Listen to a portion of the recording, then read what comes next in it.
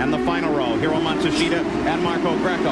And now they stream toward Jen Swintel's green flag, and here we go. As look at the two Penske cars jump around Nigel Mansell on the start, and we're off and running already.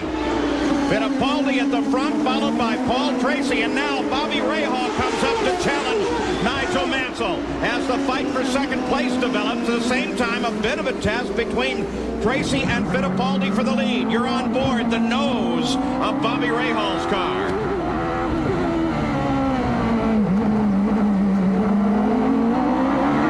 Lap number 1, that's the red number 5, Nigel Mansell just ahead as Rahal tries to overtake. They come around the casino area, right at the edge of the lake as they make the turnout here, the edge of the Detroit River. And Emerson Fittipaldi strongly in the lead now, but Paul Tracy already looking for any opportunity that he can find.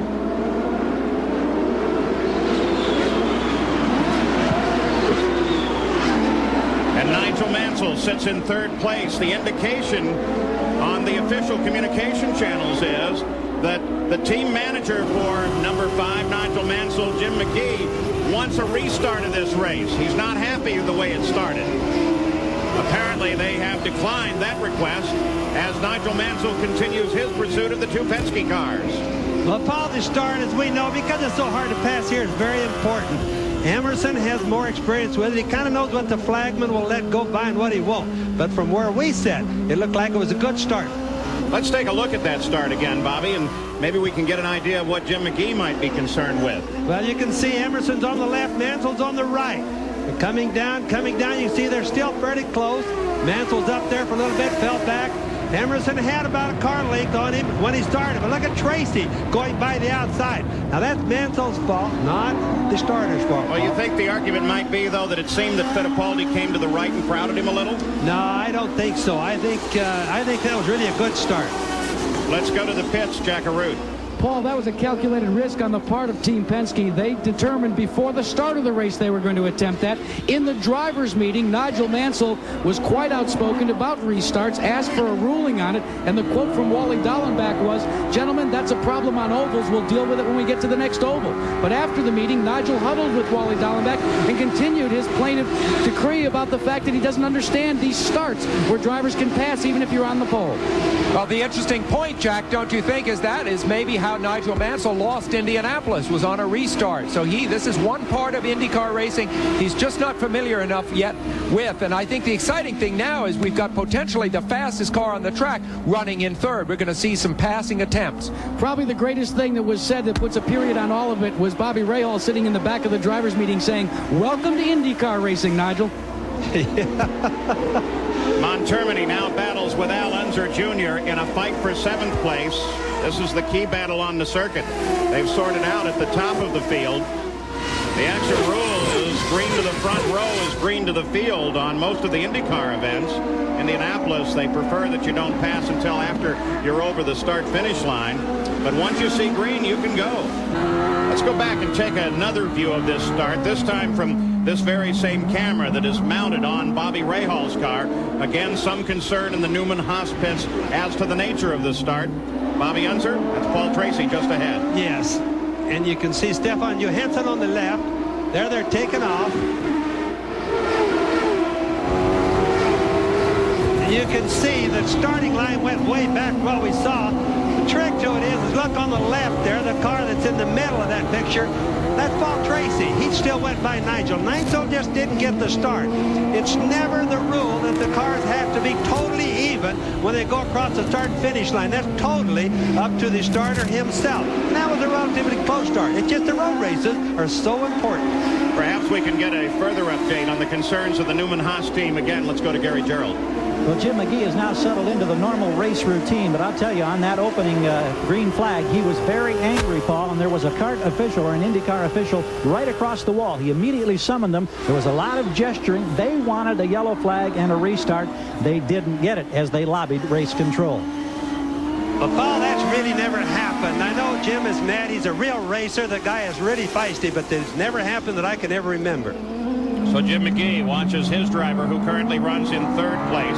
Mario Andretti is back in 9th. Those are the 2 Newman Haas cars. And at the front of the field, the Penske team leads it, led by Fittipaldi and Paul Tracy. Let's go to Jack Arute for an update on all of this first lap problem. Paul, the kart officials are now talking to Rick Reineman and Chuck Sprague. They have just informed him that because Emerson Fittipaldi jumped the start by more than a quarter of a length, they are going to bring Fittipaldi in for a stop-and-go penalty. Well, maybe Nigel Mansell does understand the rules, Bobby. Well, I certainly guessed that one wrong. In all my years of racing, I have never seen that happen before. There's Jim McGee. Jim McGee's talking to Nigel Mansell on the radio and no doubt getting him up to speed. Obviously telling him, and another precedent has been set. That's for certain sure. All right, now what this means, of course, is that Paul Tracy will be leading the race. His pace has been more or less controlled by Emerson Fittipaldi up to this point. Tracy will be on his own, and he has been notorious for having trouble when leading the race, especially when coming up behind back markers. Even more on this story. Here's Gary Gerald. Paul, we indicated earlier that McGee was angry and he lobbied an IndyCar official. He wasn't satisfied after they had said, no, there'll be no penalty. He went and got Billy Camphausen, who's one of the lead officials on pit road. Camphausen had a hurried discussion. Then they came up with this possible decision. Let's go up pit road to Jack. Well, Gary, the lobbying effort continues. Now the IndyCar official went to Roger Penske and to Rick Mears. Their retort to this potential stop-and-go penalty is there is no rule about how far you can jump a start before you're brought in. So this is not over yet, folks. Well, I just want to say one more time on that start. The starts, as long as I've been racing, which is a long time, have always been up to the starter, the guy standing up there waving the flag. If he doesn't like the lineup of those cars, he's not supposed to throw the flag. So if they do pull him in today, they will have established a new precedent never done before in the history of IndyCar racing. And from your tone, do I understand you're not happy with it? I would be on Roger Penske's side in this particular case because it's never been done before. Now that they've assessed the penalty, we'll look at this start again from Nigel Mansell's point of view. We're on lap 13. You're looking backwards from Nigel Mansell. That's Paul Tracy just behind him. The point is, a precedent has been set. You men have been talking about that, and it's quite extraordinary what we've seen here. The penalizing of Emerson Fittipaldi. Here it is from a camera looking straight on to the line. The argument, of course, would be that Emerson Fittipaldi crossed the line ahead of Nigel Mansell. But I've got the kart rule book right here. And the race car is saying as the starting signal is given, the timing of the race shall commence the instant the front wheels of the pole car reach the starting line. If the pole car does not reach the starting line, the timing of the race shall commence the instant the front wheels of the next race car. Let's go to Jack Arute. Well, Paul, Billy Camphausen, who makes many of these calls in conjunction with Wally Dallenbach, what was the official ruling on the stop and go? Jack, the officials were concerned about the jump that possibly took place on the 4 car. They reviewed that with timing and scoring, and the stewards got together and made a decision, which was to bring the car in on a stop and go. How does one answer what Rick Mears and Roger Penske were arguing, the fact that nothing was described in the drivers' meeting? I cannot answer that. That's not my position to answer. Paul? So the complexion of the race changes, much like Indianapolis, with an official call. And Paul Tracy is now in front of the Mansell and Stefan Johansson. That all comes, of course, as a result of the black flag displayed to Emerson Fittipaldi, calling him into the pits.